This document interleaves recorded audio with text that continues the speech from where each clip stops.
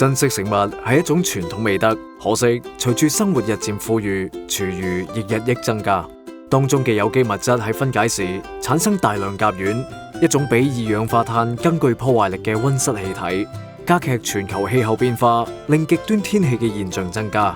妥善回收廚餘有助減緩氣候變化嘅速度。位於大嶼山小蠔灣嘅 O·PARK 1已經落成，係香港首座採用先進厭氧分解技術將廚餘轉為電能嘅設施，每日可處理200噸嚟自工商業嘅廚餘。當廚餘嚟到 O·PARK 1，會被傾瀉到儲存坑。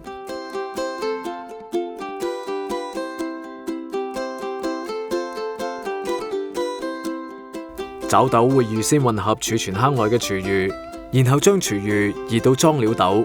準備預處理程序。過程中，廚餘會被打碎，同製程用水混合，形成懸浮液，再利用滾筒篩將混合喺廚餘中嘅雜質分出，包括惰性物質同金屬，循環再造。然後廚餘會被注入厭氧消化缸，利用微生物以及高度可靠同成熟嘅技術，將廚餘轉廢為能。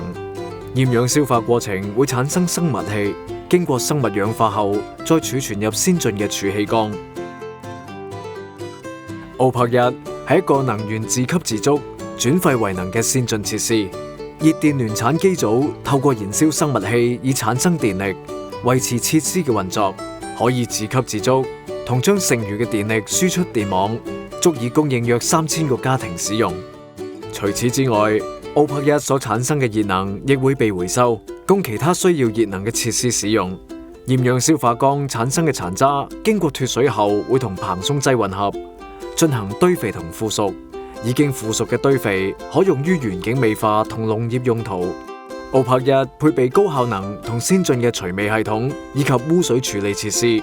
排放嘅氣體亦會受到嚴密監察，確保符合法定要求。